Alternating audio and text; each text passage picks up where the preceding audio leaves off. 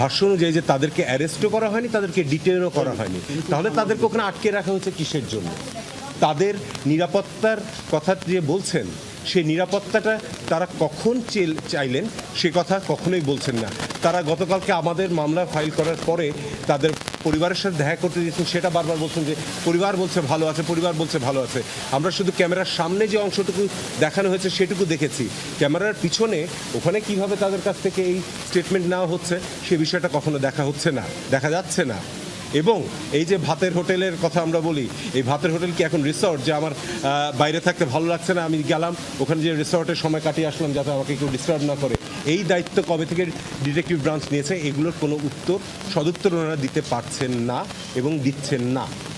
ফলে আমাদের বক্তব্য খুব সহজ, যে যতটা মুহূর্তে ওদেরকে ওখানে আটকে রাখা হচ্ছে এই 6 জনকে, সেটি বেআইনি, এবং তাদেরকে যে স্বেচ্ছায় তারা ওখানে যে আশ্রয় নিয়েছেন সেটা তাদের মুখ থেকে আমরা শুনতে চাই, এসে আদালতের সামনে তারা সে কথাটাই বলুক।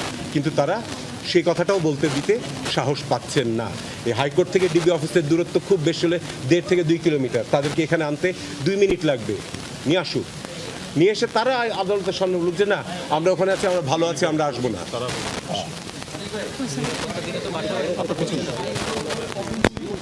পুলিশ আইনগতভাবে কখন করতে পারে? 1 নম্বর, যদি ম্যাজিস্ট্রেটের কাছ থেকে পারমিশন নিতে হবে তাকে, যদি কোনো একটা অ্যাসেম্বলিকে ডিসপার্স করার জন্য সেটি করতে হয়, কিন্তু সেরকম কোনো আদেশ আমরা দেখতে পাইনি। প্লাস বলা আছে যে পুলিশ যখন গুলি করবে তাদের প্রথম থাকবে যে মিনিমাম ড্যামেজ করতে হবে, অর্থাৎ কারো প্রাণ হত্যা করার জন্য গুলি করতে পারবে না। হয়তো শুধুমাত্র দেখা যাবে যে কাউকে ইনজুর করার জন্য বা ভয় দেখানোর জন্য মারতে পারে, প্রাণ নেওয়ার জন্য প্রথমেই কেউ গুলি করতে পারবে না। আপনারা পত্রপত্রিকায় দেখেছেন যে প্রচুর মানুষ, হাজার হাজার মানুষের দৃষ্টিশক্তি ওই ছররা লেগে গেছে, ওটা কিন্তু পায়ের দিকে মারলে বা নিচের দিকে মারলে হওয়ার কথা নয়। এই সব কিছুই আমাদের আদালতও প্রশ্ন রেখেছেন, যে ওনারাও দেখছেন যে কি হচ্ছে, এবং তারা প্রশ্ন রেখেছেন রাষ্ট্রপক্ষের কাছে, কিন্তু রাষ্ট্রপক্ষ এগুলোর কোনো সদুত্তর এখন পর্যন্ত দিতে পারেননি এবং কখনো পারবেন না। তাদের দাবি হচ্ছে যে পুলিশ পিআরবি অনুযায়ী কাজ করেছে। আমরা বলেছি যদি তাই করে থাকে তাহলে কোর্ট থেকে আদেশটা দিলে কি ক্ষতি হয়ে যাচ্ছে, যে হ্যাঁ পিআরবির নিয়মটা মেনে আপনারা আপনাদের কাজটি করুন।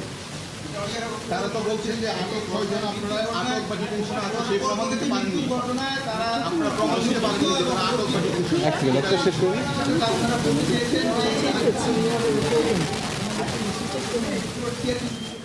হ্যাঁ, এবং এখানে যেটা হয়েছে পিআরবিতে বলা আছে যে কোন কোন ক্ষেত্রে পুলিশ এটা করতে পারে, এবং আমাদের আদালত আজকে তাদের